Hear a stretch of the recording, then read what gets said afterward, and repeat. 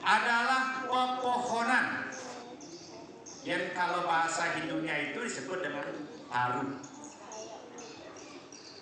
Tetapi karena kita orang Bali memiliki sikut, ya, sikut karang. Di dalam sikut karang itu tidak sembarang juga pepohonan yang ditanam. Setidak-tidaknya bagi orang Hindu, orang Bali, setidak-tidaknya pekarangan rumah itu yang harus ada itu bunga.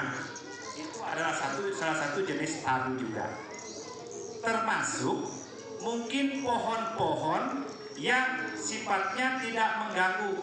Mungkin ada pohon mangga, mungkin ada pohon cemara, di mana pohon-pohon ini atau taru atau pepohonan yang tumbuh di pekarangan itu salah satu sebagai sumber oksigen bagi manusia.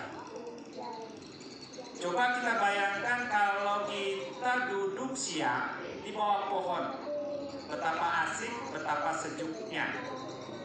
Di mana pohon kepanasan, tetapi dia bisa memberikan kesejukan bagi yang tinggal di bawahnya. Demikian juga bunga. Bunga memberikan keindahan. Bunga memberikan nilai manfaat yang luar biasa, khususnya kita bagi orang hidup. Karena bunga menjadi salah satu prasyarat di dalam melaksanakan upacara keagamaan. Di samping itu pula, bunga sebagai salah satu syarat persembahyangan, bunga simbol dari Tuhan itu sendiri. Maka yang pertama, di mana ada tinggal orang baik itu yang pertama adalah pohon, minimal bunga. Kemudian yang kedua, di mana ada orang baik itu pasti ada yang kedua adalah air jernih yang mengalir. Kenapa harus air? Air di dalam tubuh manusia, di dalam panca mahaputta, air di dalam tubuh kita ini hampir sebagian besar tubuh kita itu ada air. Hampir setiap jengkal, senti, mili dan sebagainya di dalam tubuh kita ada air. Bayangkan tubuh kita kalau tidak ada air. Apa yang terjadi? Badan kita kering. Satu hari saja kita tidak minum air, apa yang terjadi? Bibir kita pecah-pecah. Demikian juga air menjadi salah satu sumber kebutuhan pokok bagi manusia, siapapun dia. Menjadi salah satu sumber yang sangat vital. Kemudian air itu hendaknya mengalir di pekarangan rumah. Apalagi kalau air itu pagi-pagi sudah mengalir ke ceret, naik di kompor, kemudian naik di gelas, maka berubahlah menjadi hitam atau coklat.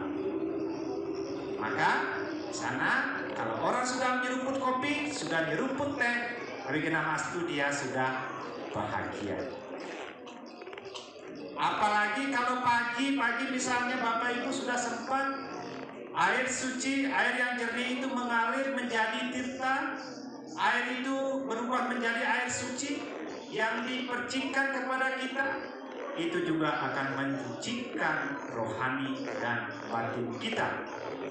Apalagi hari ini, detik ini, jam ini, air yang jernih mengalir ke sangku para jelemaku dan akan dipercikkan kepada kita yang membawa nilai manfaat, nilai fungsi yang sangat luar biasa menyucikan jasmani dan rohani kita.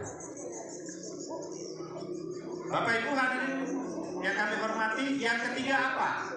Yang ketiga adalah di mana ada orang-orang baik, di rumah itu yang ketiga adalah ada ruang atau tempat istirahat yang baik.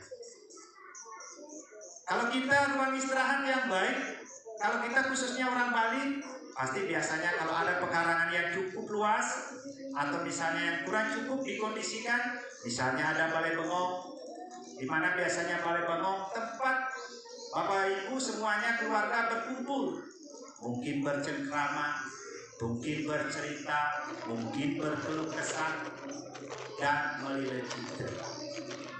Demikian kalau juga zaman sekarang tidak punya balai bengong, ada ruang televisi. Tidak ada ruang televisi tempat kita menonton atau ruang tamu, bisa di teras. Yang penting nyaman. Karena ruang istirahat ini sangatlah baik, sangatlah penting bagi sebuah keluarga untuk dapat melilitih, dapat bersilaturahmi, dapat bermusyawarah. Apalagi zaman sekarang, ya, mungkin bisa tempat istirahat, balai bengong, bisa untuk menaikkan air. Di sana mungkin ada kopi, di sana ada teh. Apalagi kalau ada airnya yang bening-bening. Apalagi kalau ditambah dengan karaoke dan lain sebagainya, Abigina Mastu, Bapak Ibu akan menjadi bahagia. Nah, Bapak Ibu hadirin yang kami hormati, yang ketiga tadi adalah tempat istirahat yang cukup. Kemudian yang keempat adalah adanya tutur kata yang sopan dan kesetiaan. Orang-orang baik, orang-orang yang sadu, orang-orang yang baik biasanya pasti akan bertutur kata yang sopan. Ketika dia menjadi orang baik, pasti ada nilai kesetiaan di dalam dirinya. Kita bisa bayangkan Bapak Ibu hadirin, ketika di dalam sebuah rumah tinggal tidak ada tutur kata yang sopan. Maru bangun, goningahan bunyi aneh, tidong-tidong. Maru bangun, sudah mendengarkan kata-kata yang tidak pantas. Baru bangun, kita sudah melihat sesuatu yang tidak baik. Maka nilai kesopanan tutur kata itu tidak ada di dalam keluarga. Tetapi kalau ada orang-orang baik, yang keempat, kesopanan pasti akan terwujud. Mudah-mudahan keluarga-keluarga kita berkaca dari diri kita masing-masing, kita bisa wujudkan itu. Kemudian berikutnya ditambahkan dengan kesetiaan. Kesetiaan yang dimaksud di sini adalah hubungan kekerabatan di dalam orang baik, rumah orang baik itu tinggal. Hubungan itu apa? Hubungan suami dengan istri, hubungan suami dengan anak, ibu dengan anak, kemudian kakak beradik dan keluarga. Termasuk misalnya kalau kita mengajak orang tua kita tinggal, menghormati, menghargai, menjunjung tinggi dan menjaga nama baik keluarga. Itulah ciri-ciri di dalam Manawa Dharma Sastra, tempat orang-orang baik tinggal. Lalu dari keempat yang disampaikan di dalam Manawa Dharma Sastra itu,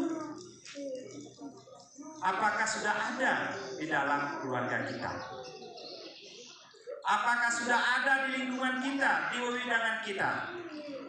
Saya yakin dan saya percaya bahwa kita juga berkeinginan mewujudkan hal itu.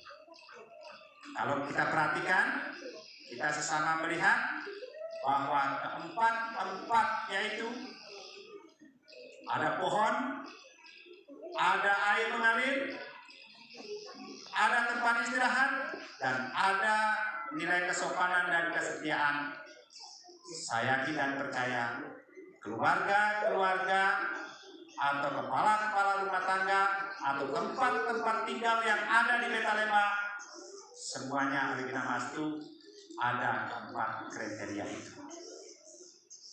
Itu menandakan dengan terpenuhinya keempat kriteria itu, berarti keluarga atau insan-insan yang ada di Betalema, di Desa Pakraman Amartabudi ini, semuanya kategori orang-orang baik. Abigina Mastu, mudah-mudahan itu bisa terpenuhi. Bapak Ibu hadirin yang kami hormati, demikian yang kami bisa sampaikan, kurang dan lebihnya mohon maaf. Terima kasih kepada